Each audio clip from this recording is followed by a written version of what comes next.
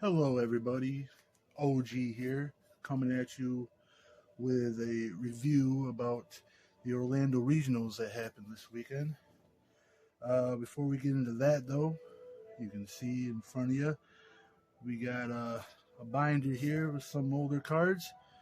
Um, just something nice to look at, so you don't have to be staring at my pretty face. So with that, let's go into the day one analysis for the Orlando Regionals. And no surprise, we got 22.05% Charizard. Charizard is everywhere. Obviously, well, it's the BDIF, but man, he is so strong. Everyone is so easy to use with the Pidgeot, going to get whatever you want. People are including the 1-1, the barrel line now. Wow, it's out there, and you are probably gonna see him. And the next one at 9.52% is Chien-Pao. He was falling off last format, but man, since the Temple Force came out, he got a couple new cards, and he's been hitting it. Chien-Pao is coming back. Not as much as Charizard day one, but it's there. And you can't forget about the Iron Hands and Future Box at 8.62%. Anything with Iron Hands, really. But 8%, 8.262, sorry about that, percent. I mean, it's not bad. 203 decks. It's all good. And after that, we got the Lost Zone Giratina. He's going to be there. I wish it was Arctina, personally, but hey, Lost Zone's there. It's a good engine. I don't like playing it personally. It gives me a headache playing with it or against it. But 8.33%, it's there. And we got next we have the Roaring Moon EX with the Baby Moon, 7.82%. I haven't played this deck yet. It seems strong. Don't know what to say about that. Lugia, I was so hyped about Lugia when the first Temple Forests came out. That was the first deck I made up. I was so excited, but it turned out, I think, to be kind of mid.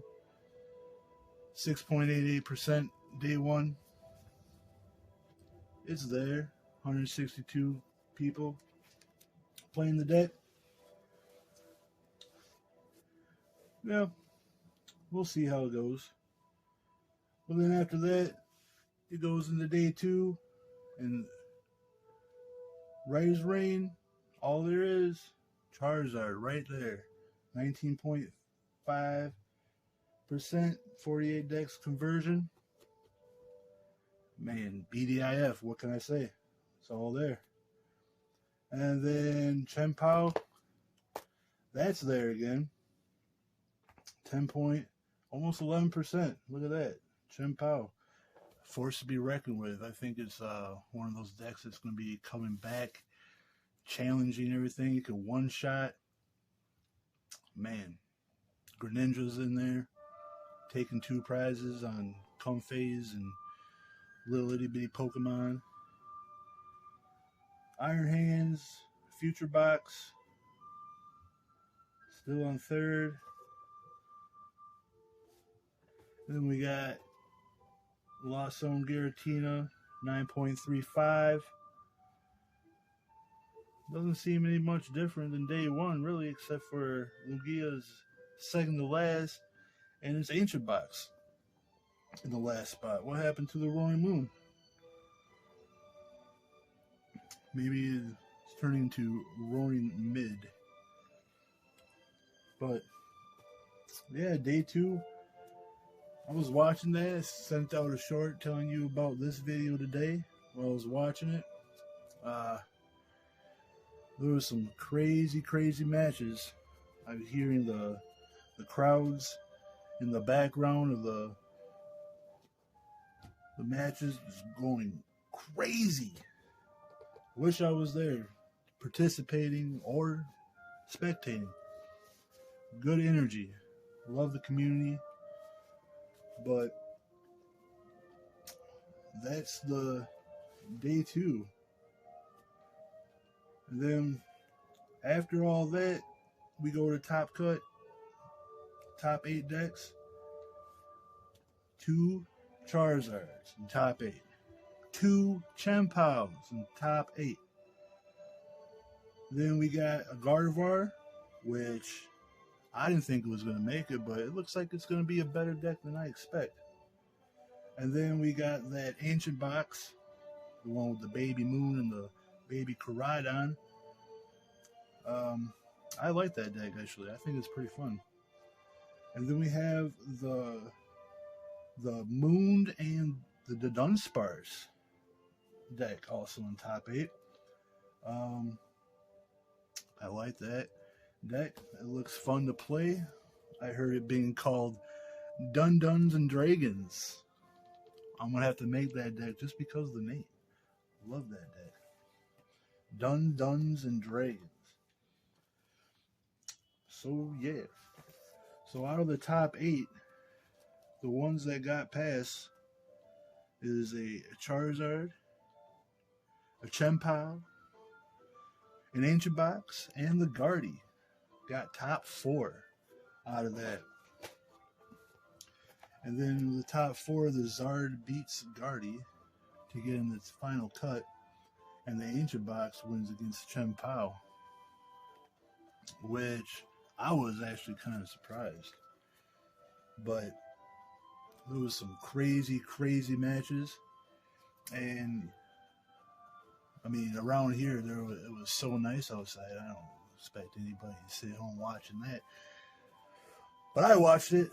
I liked it. It was fun. It was some great plays, some bad plays, missed sequences, but although great time.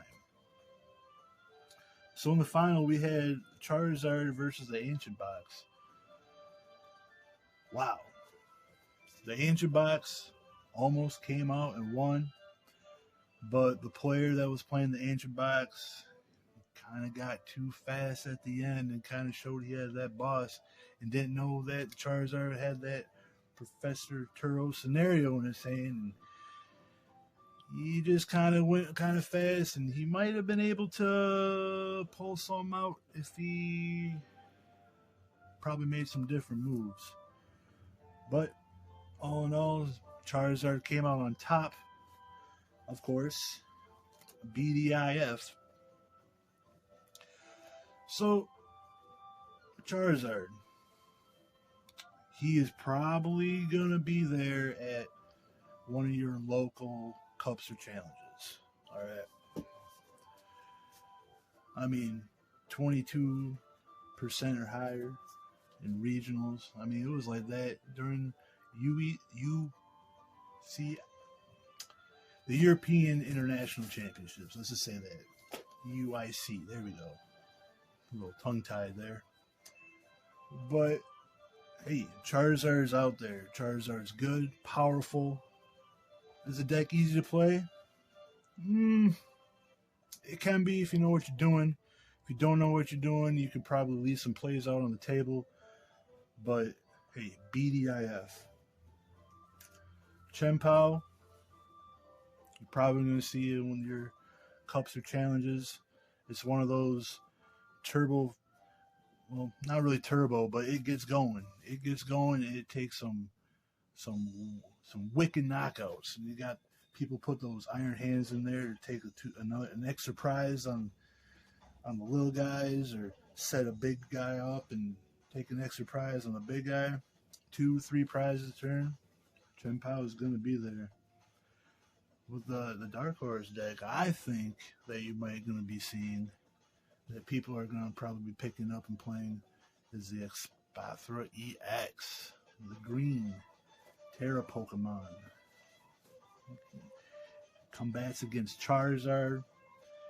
It gives basic Pokemon an extra energy cost for their attack.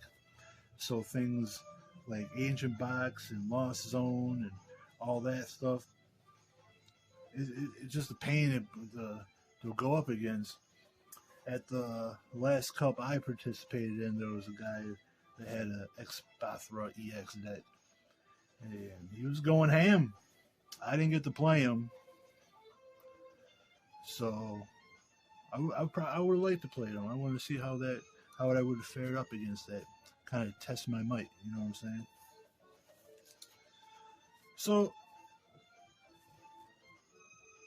So in conclusion, really, Orlando, it was crazy. I liked watching it. Hopefully one of these times I can probably go there, take down a few people. I love seeing the deck ideas people put out there. Gives me ideas of kind of spice I want to put in. And then for your cups and challenges, some advice I want to give you there: don't pick a deck 1 to 2 days before the cup. Stick with something that you're used to, that you like playing. Try to have something in your deck that can do something against Charizard, because most likely is you're gonna need it. So there you go on Orlando Regionals. Like and subscribe if you like. Thank you for being here with me. The next video that comes out is going to be the great Greg Shuey. So he has a spicy Charizard deck, actually, that I played against a couple days ago. Not the kind of things that you see online or anything. He has, he got the Entei in there, and he has the Radiant Serena. He likes healing that stuff. So yeah, let me know what you think. Shout out to all the Pokemon players out there that did well. I'm not sure if I can name them in my videos yet, so shout out to them. But yeah, thank you very much for sitting here, and I'll see you next time.